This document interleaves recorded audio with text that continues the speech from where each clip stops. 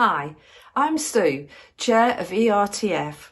I am delighted to be launching our 2022 ERTF Collaborative Exhibition with Hyde Hall. What follows in this video are resources to support you in addition to those on our website. The title and theme is Changing Earth. For inspiration and a starting point, please read the RHS Gardening in a Changing Climate report, plus how Hyde Hall are interpreting this.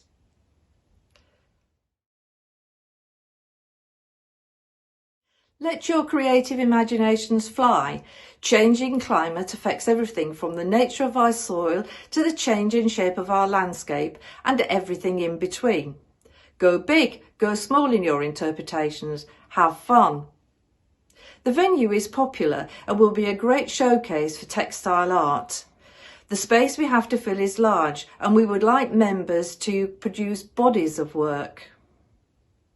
Keep an eye on the website for further updates. In the meantime, please see the following information from Hyde Hall.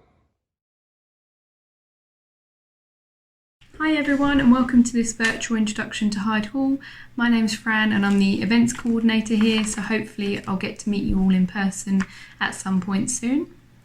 We're really looking forward to staging your exhibition in 2022 and seeing all the wonderful pieces that you've created with this exciting theme, but I'm sure you've got a lot of work to be doing before then.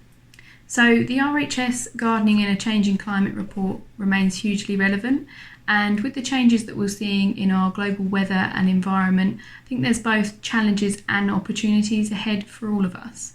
And at this time, it's gardeners and gardens, everything from window boxes to sites like Hyde Hall. They're so important in combating and providing a positive response to these changes in our natural environment. So throughout Hyde Hall, you'll see examples of how the site has been designed and developed in line with the recommendations of the report. With over 20 different areas within the garden, there's truly something to see and think about at every time of year in terms of how we garden in a changing climate. So as I'm sure you're all aware, with everything going on at the moment, things are a little bit different on site and there are some restrictions in place for everyone's safety. But I hope you can make it down to the garden at some point soon to see its glory for yourself. Until then, good luck with your projects and we look forward to welcoming you.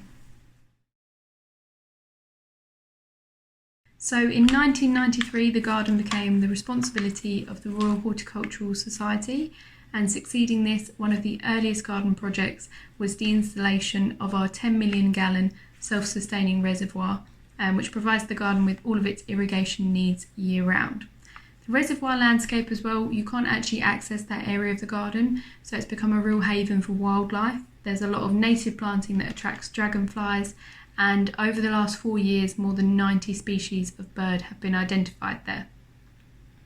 So then, to further promote the site's water efficient ethos, the Mediterranean style dry garden was added, and this displays a range of drought tolerant plants from across the globe. The dry garden is one of Hyde Hall's crowning achievements. It's a proud showcase of plants that thrive in regions of very low rainfall, and it's really a garden for all seasons, so whichever time of year you're visiting, there's always something exciting to see in that part of the garden. If you are visiting in the spring and summer months, then the cultivated perennial meadow will be in full bloom and hosting a wide variety of insect life in its vast naturalistic planting. This area connects at the western hillside right down to the woodland and actually extends up to one of the oldest oak trees on site. Then right into the autumn months, our global growth vegetable garden will be displaying a wide variety of fruit and vegetables from around the world, and they provide a wide variety of homegrown produce to our on-site catering outlets. This garden is so important in inspiring and educating our visitors in a time when I think connecting to our food sources is really more important than ever. And then finally, almost the entire perimeter of Hyde Hall is covered with trees, and this area is known as the Wildwood. The development of this managed woodland actually started in 1997 to reinstate trees and hedgerows in an otherwise exposed landscape. So it provides a really great habitat for our native wildlife, helps reduce CO2 reduction and creates a more aesthetically pleasing vista. To date, 72 acres of land have been planted with more than 64,000 trees. And if you're visiting in January, February, it's a really good time to get out on a walk around the estate and see how we're managing and expanding that area. So before starting your projects, the first thing to do is to read the RHS report. There's a link to it on our ERTF website, or you can go to the science section of the Hyde Hall website and scroll down that page where you'll find it. The Hyde Hall website is a huge resource in itself. There's absolutely loads to look at and plenty of information. There's a map of the site, which you will get anyway when you visit, but it shows you where all the different areas of the garden are laid out.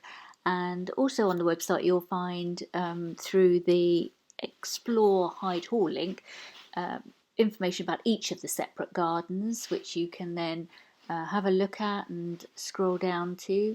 And once you're in the areas about the different gardens, you'll see information about when, in terms of times of the year, they're good to visit, and more information about each of the areas and how Hyde Hall manages those consistent with the climate change and other considerations that they need to take on board. As Liz said at the start, the exhibition space that we have available to us is absolutely massive, very light, very airy, plenty of room for hanging pieces and also for three-dimensional work. We have the exhibition space in June of 2022, which is peak time for gardeners and visitors. The hanging system is just shown here, the hooks, which will be familiar, I think, to most of us.